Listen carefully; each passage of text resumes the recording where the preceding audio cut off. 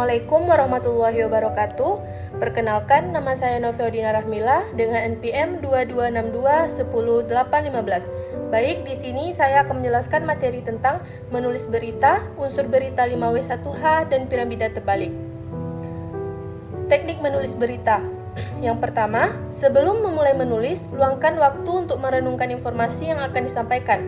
Proses ini membantu dalam mengatur pikiran dan memastikan bahwa penulisan akan lebih terstruktur dan efektif. Yang kedua, tulislah berita dengan mempertimbangkan siapa yang akan membacanya. Gunakan bahasa yang mudah dipahami dan gaya penulisan yang menarik bagi audiens target. Yang ketiga, berita harus berdasarkan fakta yang akurat dan diverifikasi. Hindari opini pribadi atau spekulasi yang tidak didukung oleh bukti. Yang keempat, pilih kata-kata yang akrab lagi pembaca untuk memastikan pesan yang tersampaikan dengan jelas dan efektif. Hindari penggunaan jargon atau istilah teknis yang mungkin tidak dimengerti oleh semua orang. Kalimat yang digunakan pendek dan langsung, lebih mudah dipahami. Hindari kalimat panjang dan berbelit-belit yang bisa membingungkan pembaca.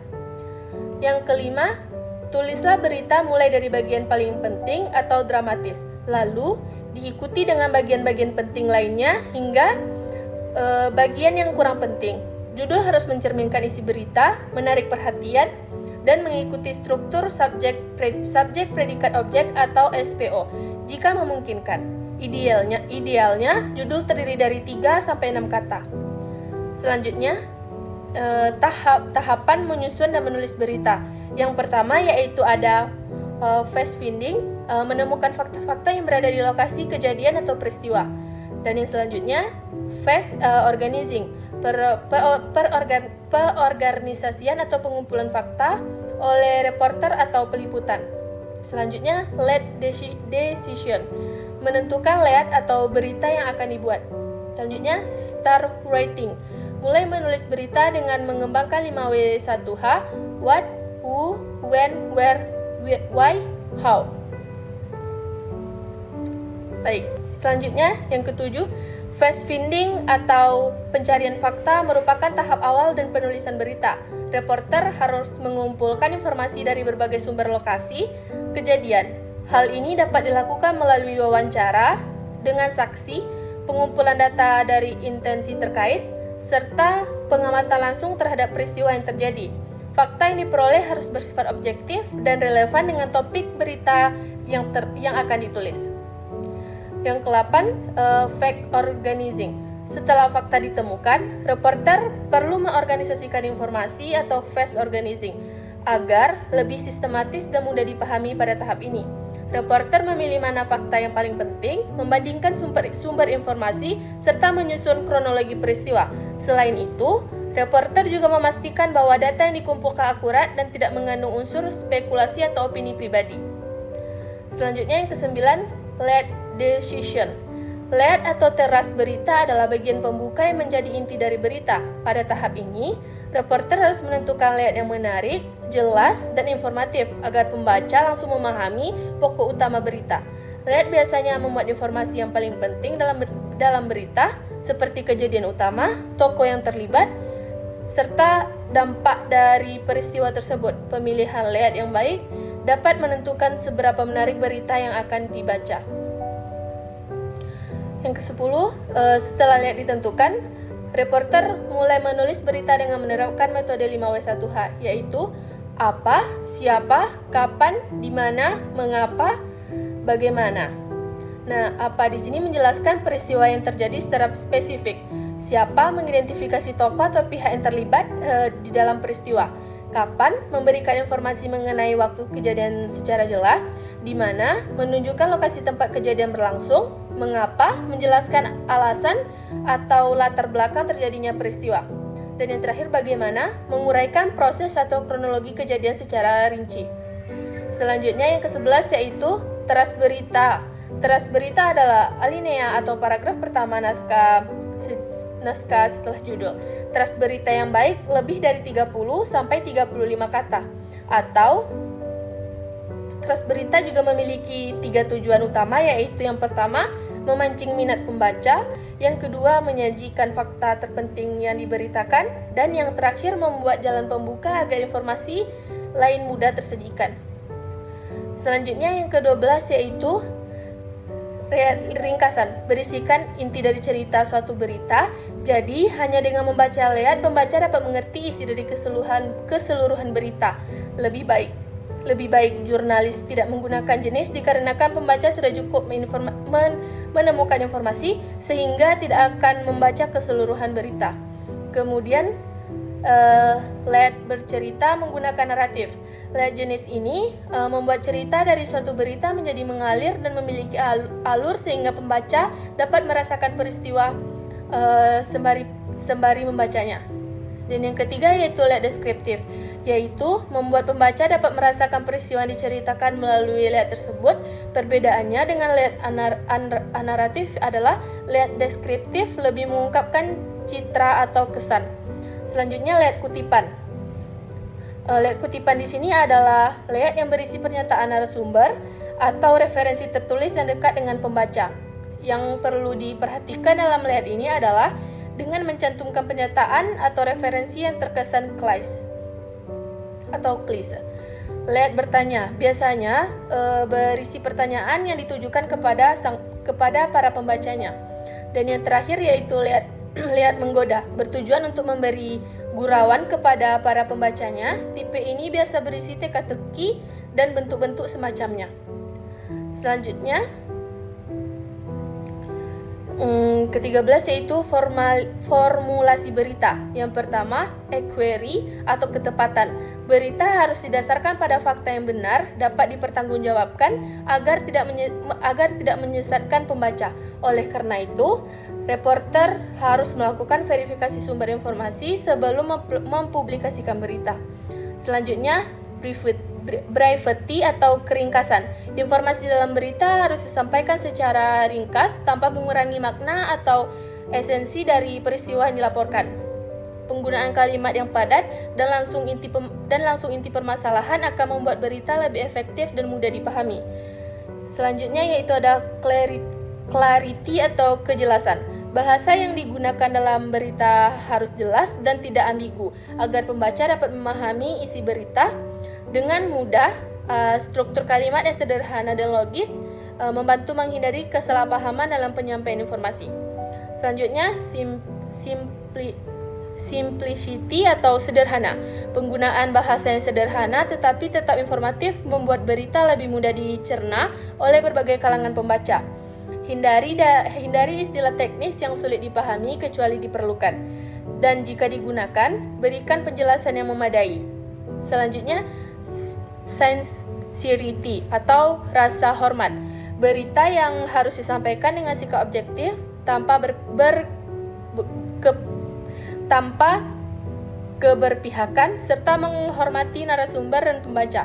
Hindari penggunaan bahasa yang provokatif atau menyinggung agar berita tetap berimbang dan profesional. Selanjutnya, unsur berita 5W1H. Yang ke-14 mengenai unsur penulisan berita yang dikenal dengan 5W1H yang dikemukakan oleh Yani Yusuf dalam What, Who, When, Why, Where, How. Unsur-unsur berita yang dalam jurnalistik, penulisan berita terkait dengan sejumlah pertanyaan dasar yang harus dijawab. Yang pertama yaitu ada what, tentang apa, who, tentang siapa, when, kapan terjadi, where, di mana peristiwa itu terjadi, why, mengapa terjadi, how, bagaimana peristiwa itu terjadi. Yang pertama yaitu ada what, saya ingin tahu tentang sesuatu, merujuk pada informasi atau peristiwa dalam jurnalistik. What atau apa terkait suatu peristiwa atau kejadian atau event. Misalnya, apa yang terjadi, apa warna favoritnya. What atau apa adalah subjek utama alasan mengapa informasi dihimpun dan disajikan. Dan seringkali diletakkan di lead atau teras, berita atau paragraf pertama dalam sebuah berita. Selanjutnya, who, merujuk pada pelaku. I want to know the person, subjek atau orang. Who, siapa, menjelaskan tentang siapa personal atau grup atau kelompok atau lembaga. Dalam konteks what, siapa yang melakukan, siapa yang terlibat, atau siapa yang mengadakan atau orang atau lembaga. Who biasa menjadi bagian dari layout berita dan bisa menjadi alasan sebuah cerita menjadi berita yang bernilai. Misal, seseorang atau pihak yang tercantum dalam sebuah dokumen atau mereka yang berdampak dari sebuah kebijakan, proses atau prosedur dan lain-lain. Selanjutnya when, waktu, kapan peristiwa itu terjadi, hari apa, jam berapa, berapa lama. Misal, yang pertama, jam berapa toko emas buka setiap hari. Yang kedua, kapan biasanya mereka memancing bersama. Yang ketiga, berapa lama gempa dirasakan di wilayah Garut. Nah, yang selanjutnya ada where. Where ini tempat, lokasi di mana berita dilaporkan atau sebuah peristiwa terjadi. Where menjelaskan tempat atau lokasi fiksi tentang suatu kejadian. Contohnya, yang pertama, di mana alamat perpustakaan. Yang kedua, di mana rumah jaksa yang terlibat korupsi. Dan selanjutnya why. Why ini harus mampu menjelaskan mengapa hal itu terjadi, tujuan, latar belakang peristiwa.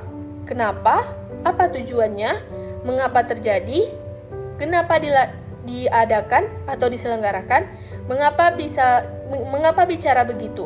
Misal, yang pertama, mengapa dia selalu terlambat. Yang kedua, mengapa dia selalu mengeluh sepanjang waktu. Yang ketiga, mengapa kita membutuhkan pengasuh. Selanjutnya, yang terakhir itu how, bagaimana, menjelaskan tentang sesuatu yang sudah dilakukan. Contohnya, bagaimana hal itu terjadi, bagaimana proses kejadiannya, bagaimana dia bisa mengetahui jawabannya, dan yang terakhir, bagaimana cara dia melarikan diri dari penjara. Selanjutnya yaitu teori piramida terbalik. Keenam unsur berita tersebut disusun dengan mengacu pada format pemberitaan piramida terbalik atau inverted pyramid.